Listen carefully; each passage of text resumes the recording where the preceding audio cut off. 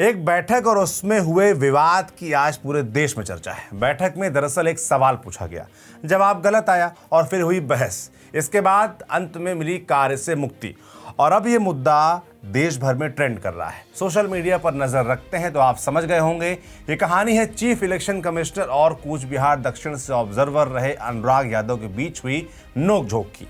पूरा मसला बताने के लिए हाजिर हूं मैं सौरभ त्रिपाठी। आप न्यूज पिंच देख रहे हैं। पश्चिम बंगाल में 23 और 29 अप्रैल को वोटिंग है।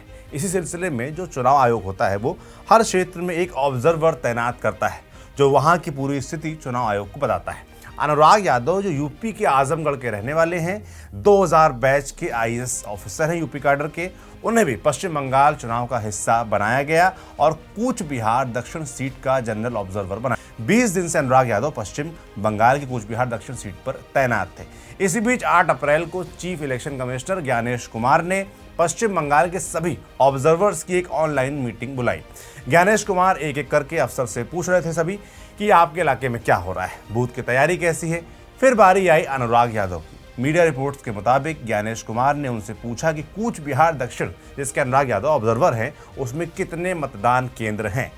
इस पर जवाब के बजाय मिनटों तक सन्नाटा छा गया। कुछ देर बाद अनुराग सोच विचार कर बोले कि उनके क्षेत्र में 125 मतदान केंद्र हैं, लेकिन जवाब गलत था क्योंकि इलेक्शन कमीशन की वेबसाइट के अनुसार कूच बिहार दक्षिण में 246 पोलिंग बूथ हैं। गलत जवाब सुन ज्ञानेश कुमार गुस्सा आ गए और उन्होंने अनुराग यादव से कहा कि करीब 20 दिन विधानसभा में बिताने के बाद भी अगर मतदान केंद्रों की संख्या की जानकारी उन्हें नहीं है तो अनुराग यादव की कार्यक्षमता और विश्वसनीयता पर सवाल खड़े होते हैं। ज्ञानेश कुमार की ये बात सुन अनुराग यादव बुरा मान गए और उन्होंने वहां पर दशकों से अपनी सेवा दे रहे हैं इस तरह का हवाला दिया और उन्होंने ज्ञानेश कुमार से कह दिया कि आप हमारे साथ ऐसा बर्ताव नहीं कर सकते। हमने इस सेवा में अपने 25 साल गुजारे हैं, आप इस तरह से बात नहीं कर सकते। इससे मीटिंग और गर्म हो गई, शांति छा गई। किसी ने कुछ कहा नहीं, लेकिन कुछ ही वक्त बाद खबर आई कि अनुराग यादव को ऑब्जर्वर के पद से हटा दिया गया है। अब इस पर आयोग का तर्क साफ है कि जब ऑब्जर्वर को ही बूथों की संख्या नहीं पता हो तो वो रिपोर्ट क्या देगा। कूच बिहार जैसे संवेदनशील जिले में इस तरह की चूक को आयोग ने बेहद गंभीरता से लिया है और इसी कारण उन पर एक्शन हुआ है। लेकिन आरोप ये भी लग रहे हैं आयोग पर कि क्योंकि अनुराग यादव ने भरी मीटिंग ज्ञानेश कुमार को उल्टा जवाब दे दिया और ज्ञानेश कुमार इसे बर्दाश्त नहीं कर पाए, इसलिए उन्हें अपनी पोजीशन से हटाया गया है। खैर, आपको हम ये बताते हैं कि अनुराग यादव कौन है जो सीधा चीफ इलेक्शन कमिश्नर से भिड़ गए। तो साहब, अनुराग यादव यूपी में समाज कल्याण और सैनिक कल्याण विभाग के प्रिंसिपल सेक्रेटरी हैं और इस विभाग में वो अभी भी आए हैं। इससे पहले वो आईटी विभाग के प्रमुख थे उत्तर प्रदेश में और उनके प्रमुख सचिव रहते हुए ही वो पूछ एआई वाला इंसिडेंट आपको याद है वो हुआ था, जिस पर हमने एक वीडियो भी बनाया था कि कैसे एक कंपनी जिसका एआई तक नहीं चल रहा वो यूपी में 25,000 करोड़ रुपए इन्वेस्ट करने का दावा करती है और सरकार के साथ एमओयू साइन करती है, जिसका एक ट्विटर पोस्ट भी आया था सीधा मुख्यमंत्री योगी आदित्यनाथ की तरफ से। इस पर इतना हंगामा हुआ कि यूपी सरकार को एमओयू कैंसिल करना पड़ा और उसके बाद अनुराग यादव का भी ट्रांसफर हो गया। उन्हें समाज कल्याण और सैनिक कल्याण विभाग में भेज दिया गया। अब अनुराग यादव के बाद ज्ञानेश कुमार के बारे में भी जान लेते हैं। Gyanesh Kumar chief election commissioner हैं।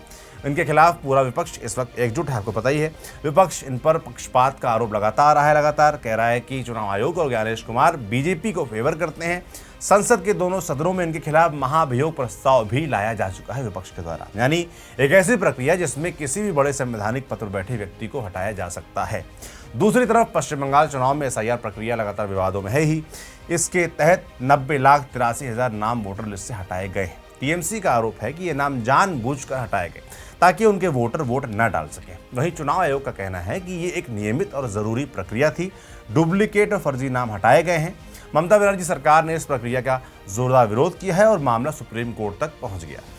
8 अप्रैल को टीएमसी के सांसद डेरेक ओब्रायन की अगुवाई में एक प्रतिनिधिमंडल भी ज्ञानेश कुमार से मिला और वो मीटिंग महज 7 मिनट में खत्म हो गई। टीएमसी का दावा है कि ज्ञानेश कुमार ने उनके नेताओं से बदतमीजी की और गेट लॉस जैसे शब्दों का इस्तेमाल किया, लेकिन इलेक्शन कमीशन के सूत्र ने ठीक इसका उलट बताया कि मीटिंग में बार बार डेरेक ओब्रायन ही ज्ञानेश कुमार के साथ बदतमीजी कर रहे थे और इसी को लेकर दोनों के बीच मामला फंसा रह गया। तो साहब, को मिलाकर बात यह है कि अनुराग यादव, जिन्हें ऑब्जर्वर के पद से हटाया गया, और ज्ञानेश कुमार जिन्होंने हटाया, दोनों का विवादों से लंबा नाता रहा है।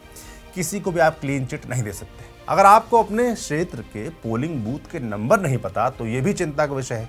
और अगर अनुराग यादव के कुछ कहने पर आपने उन्हें ऑब्जर्वर से हटा दिया तो ये भी गलत है। आप इस पूरे मसले पर क्या सोचते हैं, कमेंट बॉक्स में लिखकर जरूर बताइएगा। हमें आपके कमेंट का इंतजार रहेगा। मैं सौरभ त्रिपाठी हूँ, कैमरे पीछे ऋषि हैं। शुक्रिया।